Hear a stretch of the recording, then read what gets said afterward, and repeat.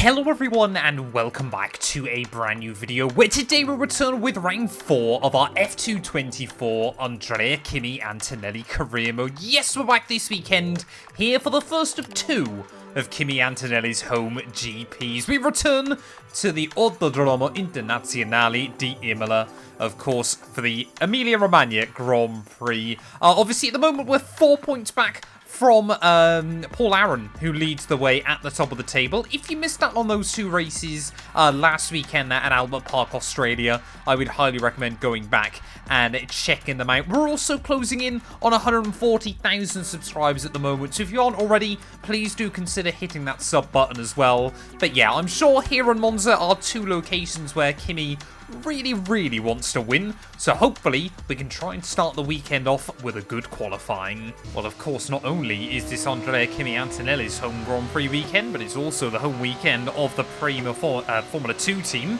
And fun fact, which I found out recently, Ollie Behrman also lives out near Maranello as well, obviously being part of the Ferrari Driver Academy. So every single person within this team this weekend will be looking to try and claim a victory. But that being said, guessing who's going to win so far this season has been hugely difficult to do. Only 1 repeat winner from the opening 6 races being Pepe Martin, but I don't think we're really classifying him as a World Championship threat either. So we make our way though through that first sector. Just see Ollie Behrman, of course, stormed. I believe he's taken a pole so far this year. But yeah, still yet to win a race, as our teammate been a little bit overshadowed by ourselves so far in the campaign. But I've set up our car, so it might be a little bit weak in that first sector, but hopefully we'll be stronger around the rest of the lap as we make our way up through Acqua Minerale on the exit. Just got to try and get that traction down in a straight line and then up through the chicane as well. Just be really careful to attack the curbs both on the entry and on the exit there. We did pretty well off the corner, but you can just see we're not that far away from Ollie Behrman, but still, that is the entire field near enough is separated by just a couple of car lengths there as in towards the final couple of corners. Are we going to be able to get the line nailed there? A little bit hesitant on the throttle on the exit. And look how close we are to Ollie, but it's still going to leave us last on the grid for the 2nd time this year. We find ourselves at the back of the field. Well, there we go. Ollie Behrman, another pole position this season, ahead of Paul Aaron there. Colapinto ahead of Cordial. And yeah, Pepe Marti, our only repeat winner in P5.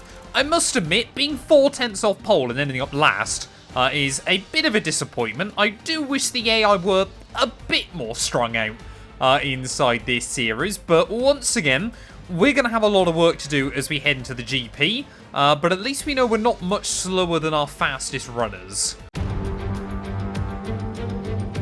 So today, the sprint race, no pit stops, just full on pace. It's all about speed, daring, and sheer driving skill. What, I wonder, is in store for us today?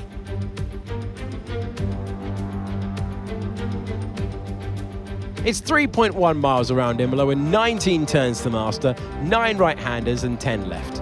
And note as well that Imola is one of the few tracks that's driven anti-clockwise. Keep an eye on the exit from turn 18. A good exit there leading into the circuit's only DRS zone will probably be the setup for some of today's best overtaking opportunities.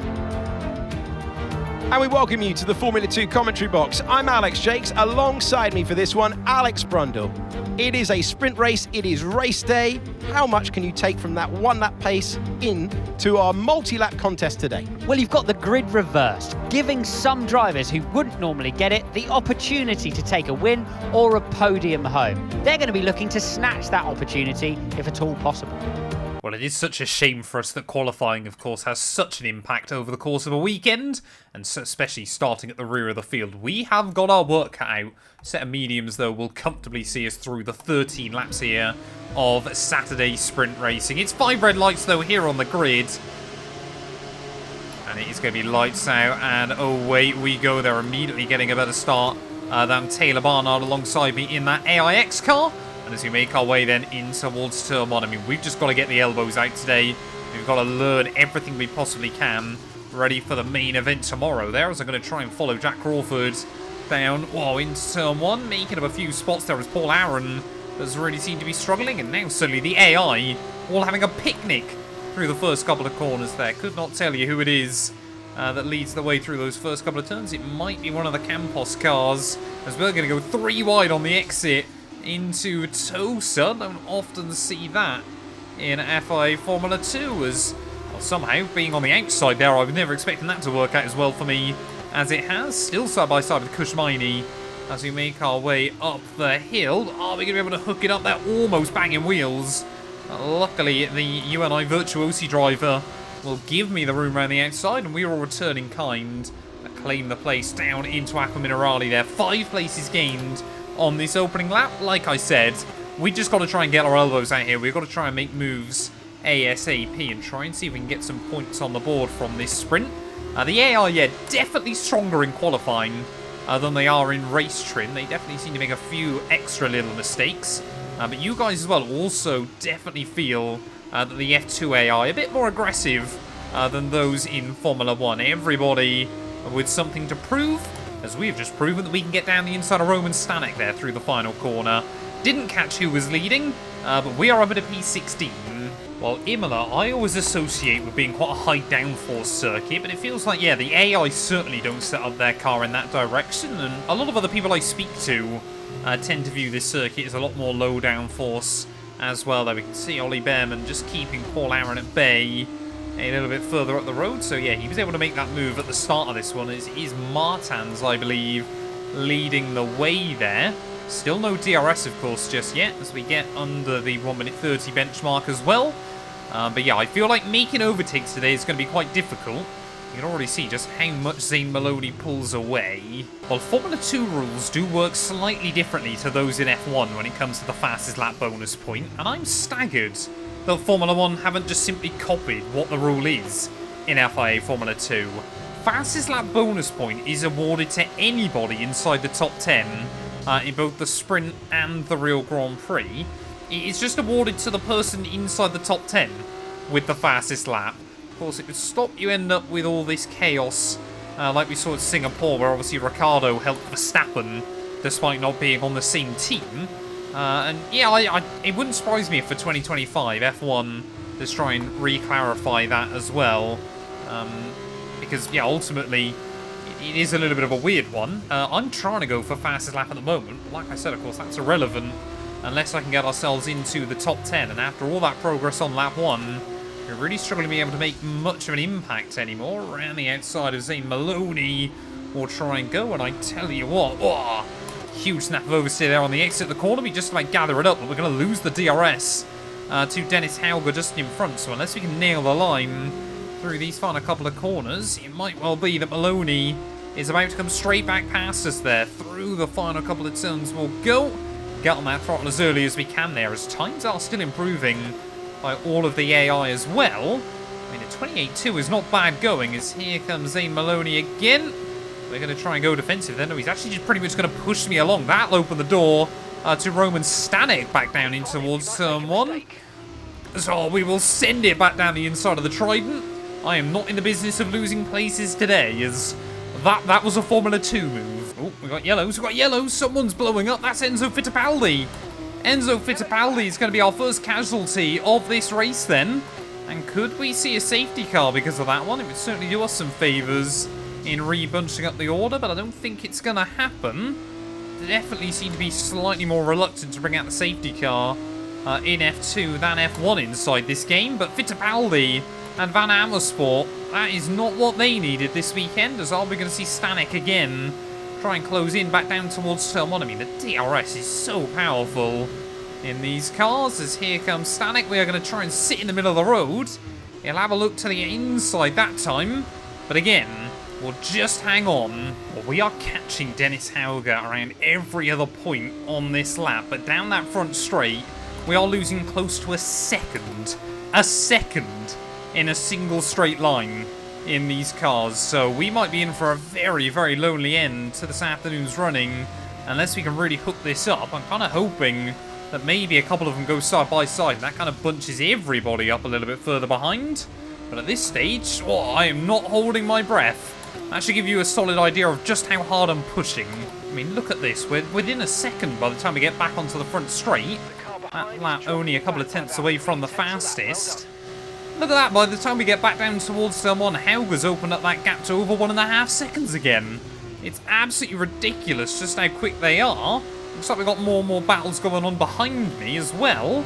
But yeah, once we get into that train, hopefully we can make some moves. But all the problems with F124's AI just following each other and things like that, and the almighty trains that form on this game, with F2, because there's no difference in car performance, it is arguably made even worse. Luckily, though, it does seem like the AI are pretty good at kind of concertinaing each other up as well, all at the same time. So, yeah, they kind of obviously pull away a lot down that straight. Not that they will anymore, as we are finally inside that DRS. But yeah, will cost each other a lot of time through the corners as well there, as I don't know, that might be... Is that Victor Martins? No, it was the... I think it's Gabriel Bortoletto, isn't it? At the front of the order, so he could suddenly now rocket to the World Championship lead if he's able to bring home the win in this one. But, you know, I'd still love to try and get a point out of this sprint. I mean, into the braking zones, you can just see how much time the AI cost each other. None of them really kind of want to push each other along, but I will certainly tell Dennis Hauger to get the hurry up on. Almost took pole position had he not made a little mistake there as well. We'll have a look down the inside. Hauger, yeah, the Norwegian, comfortable and confident enough just to say, yeah, not happening, boy, through those final couple of corners. But as we make our way back down towards turn 1 then, there are still battles raging on right to the front of the order. Looks like the field behind me is spread out a little bit more evenly late on in this one, but as we just try and carve our way through those first couple of turns once again, we've got to try and make a move a lap. I'm not really seeing anywhere where opportunities are opening up for us. The only real opportunity I think we've got is up out of Aqua Minerale and then trying to just either fling one down the inside or around the outside of the AI there. But you can just see as the tyres start to wear off as well, it is becoming more and more difficult to try and put that power down. Luckily, Helga will go very defensive. Great manoeuvre, you made it look so easy. And you can kind of open up a door around the outside there, but just like the move we made on Richard Verschoor, getting a little moment on the exit of the corner there, and that might leave us vulnerable. Oh, there's even more contact with Dennis Hauger. Us two seemingly aren't friends so far this afternoon, as we will move up then into unlucky P13. But you can see, yeah, now we've lost the DRS again. We're just going to wave goodbye to Isaac Kajar in front. 2.5 seconds. Is Hauger going to be able to get the move done? We are going to sit defensive once again, but there goes the MP Motorsport driver back in towards that first corner. And yeah, now we might have just effectively ended our chance of points. Oh, Hauger trying to go defensive in towards Tosa though. We'll kick out the back end of that MP Motorsport car once more. You can hear the turbo whistle as he tries to get the power back down off of the corner. Dennis Hauger then maybe in a bit more trouble than we are. Perhaps the AI can't look after their tyres as well as we can around this venue. But again then, I'm going to try and have a look for the move up through Aqua Minerale on the exit this time round. Oh, we will get to the inside. Hauger really didn't feel like giving me any kind of room though, but we've shown the nose. We will storm through there, incredibly aggressive. Park the car on the exit. And with just 2 laps to go then of this race though, annoyingly, I think once again, we're going to be in trouble here. Here comes Hauger though, this time around down in towards the final couple of turns. Yeah, we really are just relying on some of those runners at the front of the order to potentially trip over each other. But once again, it's how much of a difference in a straight line the downforce levels can have on these cars. It feels genuinely like the AI running minimum wings around this venue, as Hauger really wanted to try and drive himself into a disappearing wedge. Is he going to be able to do anything again, though, in towards turn 1? He'll try it. But, yeah, that's definitely not going to happen. Oh, we've got more yellows. We've got more yellows. Someone behind us as we're about to start the last lap of this one. Looks to be out of it. It's just trying to get the car slowed down again through those final couple of turns. Who is it this time round then? It looks like it might have been Roman Stanek perhaps in that Trident, who just went for a spin by himself. But yeah, one more lap to go then of this sprint race, and I tell you what, we're going to have to go back to the drawing board with the setup this weekend, because we just simply do not have a competitive enough car here. Don't know whether stripping a load of the aero out is going to make it a whole lot better. We'll certainly struggle through the corners even more, but it feels like, yeah, the amount we've lost down the straight Not even convinced I can find half of that by taking some of the speed out of the car through the corners as well. But at the front of the order, I believe Gabriele Bortoleto is about to claim the championship lead there, as Paul Aaron outside of the points, myself outside of the points as well. I mean, we can't complain about 9 places gained in 13 laps, especially when we've been a little bit unlucky on a couple of occasions as well throughout this one. But yeah, certainly a difficult race, and of course with the limited practice and qualifying time, you just never quite know what's going to happen until you get to the race day as well there. But that does create a little bit of intrigue. It does certainly make things a little bit more exciting as well. They're down in towards the final couple of corners though. He came into this weekend P3 in the championship. He's been quietly brilliant throughout the opening 3 weekends to put himself in a decent little spot. Out of the final corner, I believe it's going to be Gabriele Bortoleto that takes the win here at Imola. Nope, I'm completely wrong. It's Juan Manuel Correa. Fair play to him. His first win, and maybe his first points. This is special stuff. It's victory for Juan Manuel Correa.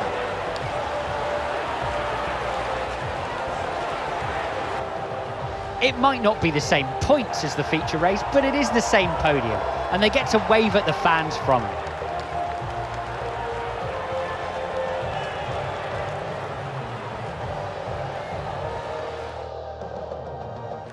And I can see our drivers making their way out now. It's been a sublime team performance, and it's the culmination of a lot of hard work.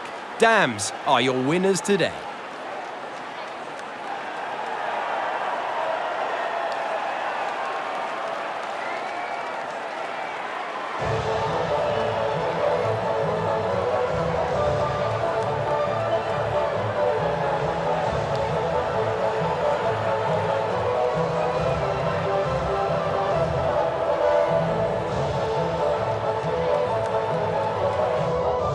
Well, there we go then. Juan Manuel Correa takes the win here at Imola, and what a weekend so far it has been for the American there. Victor Martins in P2 ahead of Bortoleto and Richard Verschoor there, with O'Sullivan, Marty Colapinto and Amri Cordial rounding out your point scorers. What is that going to do to our championship standings? Well, Paul Aaron and Gabriele Bortoleto now tied at the top.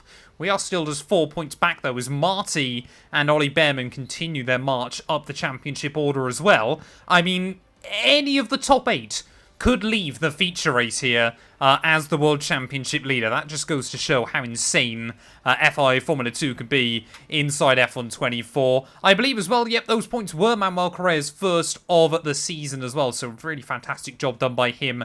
Now just leaves Zane Maloney, Taylor Barnard and Rafael Villagomez yet to score. Constructors-wise, Prema still lead the way, an 8-point buffer ahead of High Tech there, 11 ahead of Campos as well. But thank you all so much for watching. If you have enjoyed, please do make sure to leave a like, get yourself subscribed, and we'll be back tomorrow ready for the feature.